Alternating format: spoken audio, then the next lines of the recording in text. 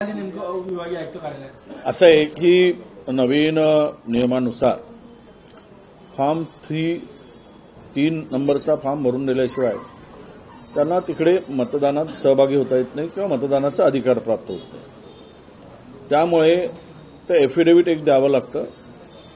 त्यासाठी काल जवळपास 18 नगरसेवक आयुक्त कार्यालयात गेले होते, कारण ते जर केलं नाही तर त्यांना मतदानाचा अधिकार प्राप्त होत नाही। आणि दुसरा विषय असा होता की यापूर्वीच एका काँग्रेसच्या गटाने 12-13 लोक घेऊन नवीन गट स्थापनेचा प्रयत्न केला आणि तो काही गटाला मान्यता मिळाली नाही, म्हणून आमच्या लोकांनी जाऊन त्या ठिकाणी काही नगरसेवक आमचे गेले आणि त्याला मान्यता त्या गटाला दिली आहे का हे विचारलं। दिली नसेल तर आमचा संख्या जास्त आहे, त्यामुळे या गटाला मान्यता द्यावी अशा प्रकारची मागणी केली। परंतु काल विभागीय आयुक्त जे आहेत ते पूर्ण सत्ताधाऱ्यांच्या दबावाखाली आहे। या फॉर्म 3 सुद्धा भरून घेताना खरं म्हणजे स्टॅच्युटरी अधिकार फक्त तेवढे आयुक्तांना आहेत। त्यांनी दिलेले कागदपत्र तपासायचे आणि ते तपासून त्यांना मान्यता द्यायची, नोंदणी करायची, केवळ नोंद करायची, एवढाच अधिकार त्यांना आहे। काल आमचे 2 वकील सुद्धा गेले। काही 6 नगरसेवकांचे प्रमाणपत्र गहाळ झाले निवडणुकीच्या काळात निकाल लागल्यानंतर। त्या प्रमाणपत्रासाठी रितसर पोलीस स्टेशनला मिसिंगची तक्रार दिली आणि ती तक्रार घेऊन आयुक्तांच्याकडून जे निवडणूक निर्णय अधिकारी आहेत त्यांच्याकडून ते प्रमाणपत्र घेतलं। खरं तर प्रमाणपत्र हे कंपल्सरी नाही आयुक्तांना दाखवण्याची, आयुक्तांना नोंदणी करताना देण्याची, पण हे आयुक्त मात्र पूर्ण सत्ताधाऱ्यांच्या ताटाखालचं मांजर झाल्यासारखे वागतायत। या आयुक्त आहेत त्यांनी या प्रक्रियेमध्ये काल वकील सुद्धा उभे होते, हायकोर्टात सुद्धा रुलिंग दाखवलं त्यांनी। आणि तुम्हाला गट स्थापन करायसाठी कुणाची सल्ला घेण्याची गरज नाही, फक्त नोंदणी करण्याची आवश्यकता आहे। माणसं प्रत्यक्ष ते आहेत का नाही आणि प्रमाणपत्राची सुद्धा गरज नाही, कारण गॅजेट प्रसिद्ध झाल्यानंतर गॅजेटमध्ये असलेलं नाव आणि आयडी प्रूफ आणि प्रत्यक्ष व्यक्ती एवढंच तपासून इन कॅमेरा त्यांना नोंद करून घ्यायची आहे। पण आम्ही बघतो आहोत आयुक्ताला कुठला तरी दबाव आहे आणि आमच्या नगरसेवकांना मतदानापासून वंचित ठेवण्याचा कट या आयुक्त रचत आहेत। कायदेशीर लढाई आम्ही लढूच, परंतु सत्ता प्राप्तीसाठी भारतीय जनता पक्षाने त्यांच्यावर पूर्णतः दबाव टाकलेला आहे। ते म्हणाले की आम्ही रोज यांना फिरवू, आम्ही गट स्थापन होऊ देणार नाही। तिला कुठला अधिकार? अरे तुला जे बाई अधिकार दिला आहे आयुक्त मॅडम, तेवढाच अधिकार दिला आहे आलेल्या लोकांची नोंदणी करून घेणं।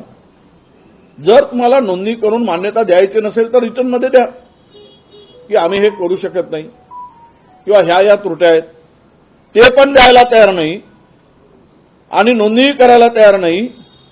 अशा प्रकारची दुपट्टी भूमिका या विभागीय आयुक्तांनी आता घेतलेली आहे। मी आता त्यांना वेळ मागेल, मी त्यांच्याकडे जातोय 11 वाजता आणि त्यांना मी विचारणार आहे की तुम्ही मला रिटर्नमध्ये दिल्याशिवाय मी तिथून उठणार नाही। तुम्हाला नाकारायचा अधिकार असेल तर नाकारा, स्वीकारायचा अधिकार असेल स्वीकारा, परंतु ते रिटर्नमध्ये दिलं पाहिजे। ते रिटर्नही देत नाहीत, ते गटस्थापनही करत नाहीत। तुम्हाला बाकीच्या कोर्टात जाण्यासाठी मार्ग मोकळा होतो, पण ते सगळं हँगिंग ठेवलेलं आहे, लटकतं ठेवलेलं आहे। आणि पूर्णतः या मॅडम राजकीय दबावापोटी काम करतायत, हे आता लपून राहिलेलं नाही। या सगळ्यामध्ये गंमत अशी की प्रमाणपत्राचा कुठेही त्याचा एक निर्णय, हायकोर्टाचे निर्णय, सुप्रीम कोर्टाचे निर्णय काल वकिलांनी दाखवले. ते म्हणते की लॉ अँड ज्युडिशरीचे आम्ही मत घेऊ, त्यांच्याकडे पाठवू. काहीच गरज नाही आहे. यांना केवळ स्टॅच्युटरी अधिकार आहेत नोंदणी करून घेण्याचा. त्या पलीकडे आयुक्तांना कुठलाही अधिकार नाही. आणि नोंदणी करून ती यादी तिकडे चंद्रपूर महानगरपालिकाच्या आयुक्ताकडे पाठवायचं आहे निवडणूक प्रक्रियेमध्ये सहभाग करण्यासाठी. गटाची नोंदणी करायची आहे हा वेगळा विषय. गट नोंदणी करत असताना तुम्हाला मान्य करायचं आहे, नाही मान्य करायचं आहे, तुम्ही करू शकत नाही की करू शकता, हे रिटर्नमध्ये मी काल पण त्यांच्याशी फोनवर बोललो. पण तेही ते तयार नाहीत. म्हणजे आम्हाला कोर्टात जाण्यासाठी अडवण्याचं काम सुद्धा करतायत. आणि स्वतःही मॅडम, या आयुक्त मॅडम निर्णय घेत नाहीत. हे पूर्णतः कायद्याच्या विरुद्ध आहे. ते त्या पदाचा ते दुरुपयोग करत आहेत. आणि आवश्यकता पडली तर मला त्यांच्या कार्यालयापुढे आज उपोषण करावं लागलं तरी मी करेल. पण आज मात्र त्यांना निर्णय द्यावा लागेल, येस आर नो, हो किंवा नाही. पण असं जे फिरवणं सुरू आहे आणि असं कुठेही नाही, प्रोव्हिजन नाही, कायदा नाही, कानून नाही, कुठला नियम नाही, हे सर्व आम्ही त्यांना दाखवलं आहे. जी माहिती मिळते त्या माहितीनुसार विभागीय आयुक्तांनी नगरविकास खात्याकडे या सगळ्या प्रकरणात काय करायचा याचा सल्ला मागितल्याची देखील माहिती समोर येते. नगरविकास खात्याचा संबंधच येत नाही, हेच आम्ही त्यांना सांगतोय. अरे तुम्हाला नाकारण्याचा आणि स्वीकारण्याचा तेवढा अधिकार आहे. गट करायचा, मान्यता द्यायची तर देऊ नका, आम्ही कोर्टात जाऊ. परंतु विभागीय आयुक्ताकडे जाईल, महिनाभर त्यांच्याकडे ते पेंडिंग राहील, तोपर्यंत सत्ताधारी आपलं काम करून मोकळे होतील. हे कट कारस्थान विभागीय आयुक्त रचत आहे. हे षडयंत्र असते विभागीय आयुक्त. त्यामध्ये कुठल्याही अशा प्रकारची काही गरज नाही की नगरविकासकडे पाठवायची किंवा लॉ अँड ज्युडिशरीकडे मत घ्यायची. तो यांना अधिकार आहे. यांना केवळ अधिकार काय आहे, आलेल्या माणसांची तुमच्या गॅजेट प्रसिद्ध झाला आहे, त्याच्यामध्ये नाव आहे, आयडी प्रूफ पहा, नाव पहा, तो नमुना 3 भरून दिलेला एफिडेव्हिट घ्या, नोंदणी करा. एवढाच अधिकार फक्त आयुक्तांना आहे. आधी धानोरकर यांच्या गटांनी जे पत्र दिलं होतं त्यानंतर दुसरा तुमच्या नगरसेवकांचं कालचं पत्र, असे 2 गट होणार असं काही कन्फ्युजन आहे प्रशासकीय पातळीवर. त्यांना काय कन्फ्युजन करायचं आहे, त्याला काय, त्याचा काय संबंध आलाय. त्यांनी दिलेत, द्यायचं की नाही द्यायचं, नकार द्यायचं नकार देत, लटकून ठेवायची काय गरज आहे. हे कुणाच्या इशाऱ्यावर करतायत. उद्या कोऑप मेंबर आहे, गटाला मान्यता मिळाली नाही म्हणजे भाजपचे सगळे कोऑप मेंबर करणारे काय. उद्या आमच्या लोकांना मतदानापासून वंचित ठेवण्याचं काम चालू केलेलं आहे. काल आम्ही पाहिलं की प्रमाणपत्राचा सर्टिफिकेट जे हरवलेत त्या संदर्भात आम्ही आयुक्ताकडून सर्टिफाईड कॉपी घेतली. मग ते म्हणतात की पोलिसाची रिपोर्ट. काय अधिकार आहे या विचारायचा, या आयुक्तांना पोलिसाचा रिपोर्ट विचारायचा. तुमच्या विभागीय आयुक्तांनी त्याची सर्टिफाईड डुप्लिकेट कॉपी दिली हरवल्याची तक्रार दिल्यानंतर. नाही ओरिजिनल कॉपी पाहिजे पोलिसांची. कुठला अधिकारीला काहीतरी मॅडम वेळ काढून म्हणजे यातून पळवाटा शोधण्याचं काम करतायत. विजयी झालेले प्रमाणपत्र हरवले म्हणजे ते धानोरकर यांच्याकडे आहेत, ते हरवले म्हणताय तुम्ही. नाही, धानोरकरकडे काय आहे तर तो मोठा विषय होईल. ते कोणाकडून घेतलेत मला त्याच्यावर बोलायचं नाहीये. पण जे प्रमाणपत्र नव्हते ज्यांच्याकडे, त्यांच्या मिसिंग झाले होते, 6 नगरसेवक आहेत, त्यांनी त्याची तक्रार दिली पोलीस स्टेशनला. हे तक्रार आहे. या तक्रारीमध्ये नुसार आम्हाला ते सर्टिफाईड कॉपी डुप्लिकेट प्रमाणपत्र मिळालंय आणि ते ओरिजिनल सहीचं आहे. विषय संपला. त्यांना सुद्धा नोंदणी करताना 6 नगरसेवक कसे मतदानापासून वंचित राहील ही विभागीय आयुक्त षडयंत्र रचत आहे आणि सत्ताधाऱ्यांच्या भरोशावर हे काम सुरू आहे मॅडमचं. भाऊ, आज दिल्लीमध्ये तुमची या संदर्भात बैठक असल्याची माहिती आहे. केसी वेणुगोपाल तुमची बैठक घेणार आहे, तुम्ही जाणार आहात का? काय नेमकं हायकमांड आता याच्यात असल्याची नाही, बैठक होऊ देत. आता बोलवलं आहे, आम्ही सांगू सगळी वस्तुस्थिती आणि हायकमांड जो निर्णय देईल त्याप्रमाणे पुढची कारवाई होईल. बर्गे फुके यांनी टीका केली आहे तुमच्यावर की काँग्रेसचे स्वप्न भंग झालेले आहे, वडेट्टीवारांचे पोट दुखत आहे, वडेट्टीवार यांनी भविष्यवाणीच्या कोर्स केला पाहिजे, अशा प्रकारची टीका बर्गे फुके यांनी भंडारा केली. भंडाऱ्यात जाऊन परिणय फुके काय बोलतात त्याला मी फार महत्व देत नाही आणि परिणय फुकेला महत्व देण्याची मला गरज वाटत नाही. हो, तुमचा मुद्दा वडेट्टीवार कोण आहे, काय आहे हे महाराष्ट्रातील जनतेला ठाऊक आहे आणि आम्ही काय निकाल दिलाय तुमची आम्ही चंद्रपूर जिल्ह्यात सुचवली. त्यामुळे अशा प्रकारचे वक्तव्य करून पडदा टाकण्याचं काम करू नका. राष्ट्रवादीच्या विलिनीकरणाबाबत मोदी शहांचं अप्रुव्हल होतं, त्यांना माहिती देण्यात आली होती, अशी माहिती पवार गटाकडनं मिळते, काय सांगणार? नाही, खरं म्हणजे मला त्यांच्या अंतर्गत बोलायची गरज नाही, पण आता एक उद्योगपती येऊन या 2 विलिनीकरणासाठी समिट घडवून आणताय. अट एवढीच घातली आहे की हे विलिनीकरण होत असताना यांनी एनडीएला पाठिंबा द्यावा, यावर एकमत होणं बाकी आहे. बाकी मध्यस्थी गुजरातचे आणि देशाचे एक मोठे उद्योगपती त्यांनी मध्यस्थी करायसाठी प्रयत्न सुरू केल्याची माहिती माझ्याकडे आहे आणि त्यातून हे विलिनीकरण झाल्यानंतर पुढे एनडीए बरोबरच या मंडळींनी राहावं अशा अटी आणि शर्ती घातल्या आहेत. त्या अटी शर्ती जर मान्य असतील तर ते विलिनीकरण होईल असं मला दिसते. प्रदीप रानोरकरांनी एक स्टेटस ठेवलेलं आहे, जन्मे जानेवारी घोडे 12 तुम्ही नाही नाचते, अशा पद्धतीचे काल रात्री स्टेटस ठेवलं त्यांनी 10:30 आजच्या काही घडामोडी, काल रात्री झालेल्या घडामोडीच्या पार्श्वभूमीवर स्टेटस आहे ते. नाही, मला हे कोण काय स्टेटस देते याला काही हे नाही.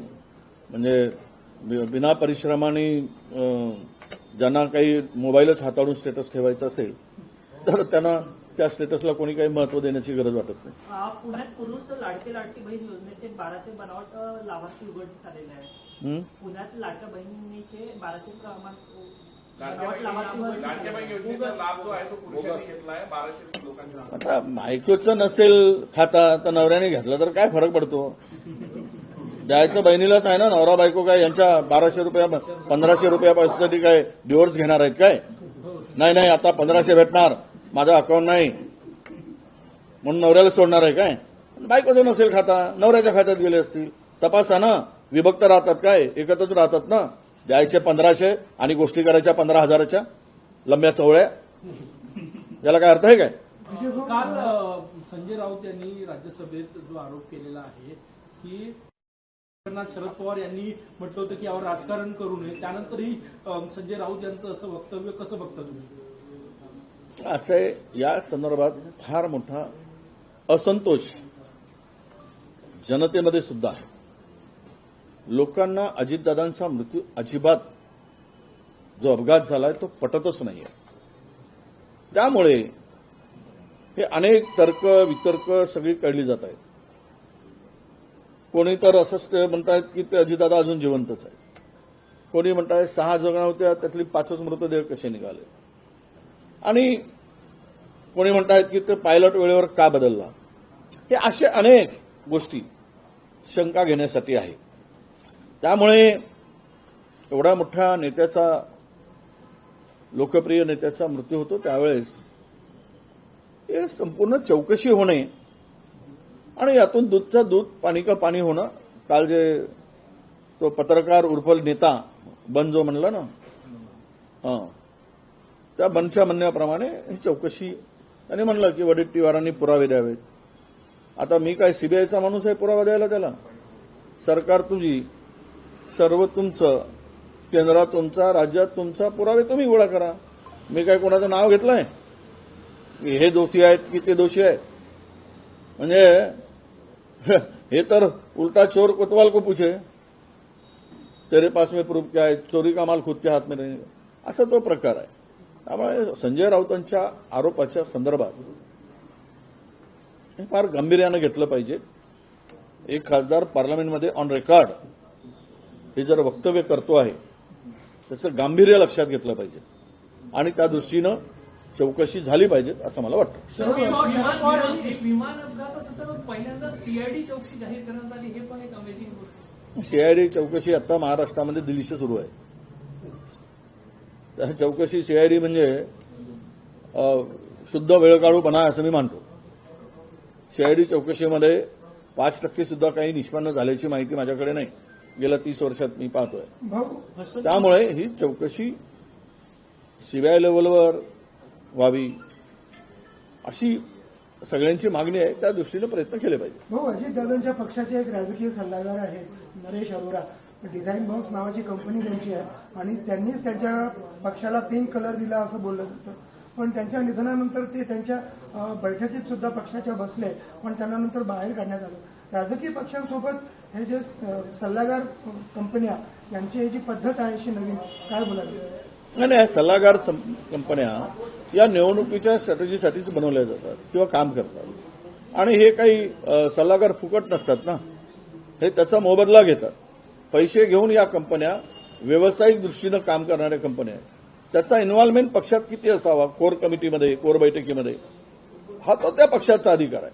त्यामुळे त्यांना खरं तर त्यांनी बसायलाच नको, अपमान करून घ्यायला नको. पैसे मोजून त्यांना घेतलेला आहे. ती कंपनी जी काम करते ती फुकट काम करत नाही. कोणतीही कंपनी असेल, निवडणुकीचं मॅनेजमेंट करणारी जी कंपनी आहे त्या सगळ्या हायरच केल्या जातात. त्यामुळे यामध्ये फार काही नवीन आहे असं मी मानत नाही. हसन मुश्रीफ असं म्हणाले की दादांशी चर्चा झाली होती की ते म्हणायचे की दोन्ही राष्ट्रवादी एकत्र यायला पाहिजे. हसन मुश्रीफच्या डोळ्यातील अश्रू आणि भावना मी पाहिलेत. अनेक नेते, अनेकांच्या डोळ्यात पाणी पण नव्हतं. अनेकांच्या डोळ्याचे भाव सांगत नव्हते की चेहराही सांगत नव्हता. मी नाव घेणार नाही. पण हसन मुश्रीफांचा जे आक्रोश होता की त्याचे जे डोळ्यातील अश्रू हे प्रामाणिक अजितदादावर प्रेम करणारे होते असं दिसतं. एक मुस्लिम नेता इतकी वर्ष त्या अजितदादांच्या बरोबर काम करताना मला वाटतं की सर्वाधिक दुःख जे पाहिले राजकीय नेत्यातील इतर, त्यामध्ये त्यांच्याचे भाव सांगून जातात. आणि त्यामुळे मला वाटतं ते नक्की खरं बोलत असतील हे मी 100% खात्रीनं सांगू शकतो. अजितदादा एकत्र करण्यासाठी तयार होते अशा संदर्भातली माहिती दिल्लीच्या सूत्रांना होती, म्हणजे दिल्लीच्या वरिष्ठ पातळी भाजपच्या नेत्यांना होती अशी माहिती. एक आपल्याला सांगतो, हे दोनही पक्ष फोडले कोणी? भारतीय जनता पक्षाने. या दोनही पक्षाचे विभाजन त्यांच्यामुळेच झालं. आणि हे सर्व करणारे जर दिल्लीच्या इशाऱ्यावर होत असेल